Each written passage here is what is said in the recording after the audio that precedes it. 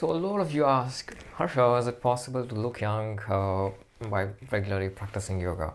Definitely, but an hour of practice of yoga is not gonna just coming and practicing an hour of asana is just gonna not make any sense at all. It's a whole thing about how you lead your life, how your lifestyle is, how's your food habit, how's your sleeping habits, what are the people you're meeting, what is the energy that you're taking. All these things matter. Just coming and saying, okay, I've been practicing yoga for like 10 years or 11 years or 5 years or whatever.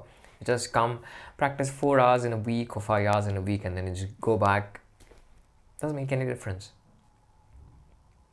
How has your life changed? How has your mind evolved because of the practice? And consistent practice is very, very essential.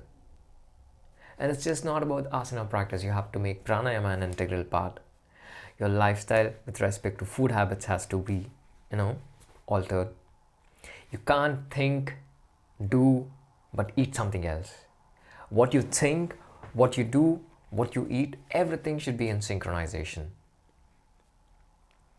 You can't have a very peaceful sattvic state of the mind, what we call as the state of harmony that you seek for, by eating rajasic food, the foods that are with a lot of spices, a lot of energy, and a lot of laziness, what we call as junk food.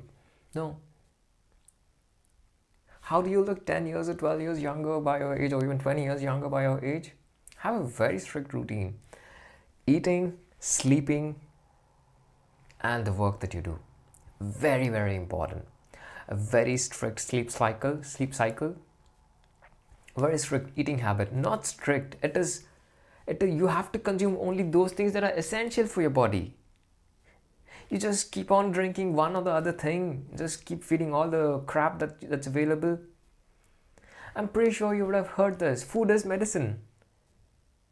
That's how you have to consume. Do you consume medicine? Do you gulp medicine? No.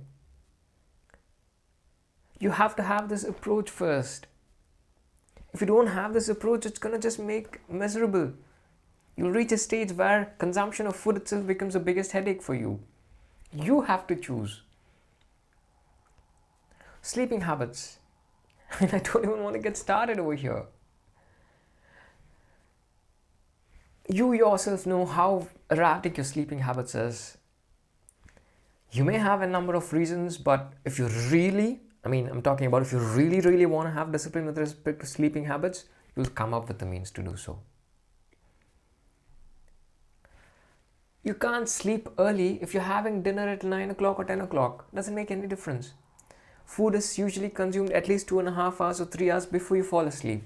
You say, okay, we have lunch at 1 or 2 or 3, or you have dinner at 9 or 10. It's not possible. That's why I'm saying a proper system with respect to eating habits, a proper system with respect to what you eat, when you sleep, when you wake up, and your work. If you have discipline in these 3 areas, eating, sleeping, and work, have a specified time of work. After that, don't even bother about it. And see for yourself the big change that you see. And the last but most important thing, start doing and finishing those tasks that you have been pushing for years and years together. The tasks that you have pushed and things that you have left undone or unsaid for years together, that's again causing you the obstacle. It's the biggest obstacle that you are experiencing right now in order to reach where you are planning to reach.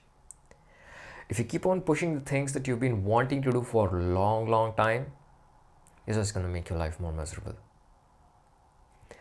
Do these things that you wanted to do. Why is it you're not acting?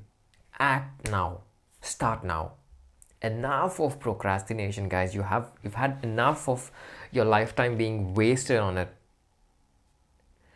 Start doing the things, write it down, and as I said, don't write it down and just leave it. Finish the task.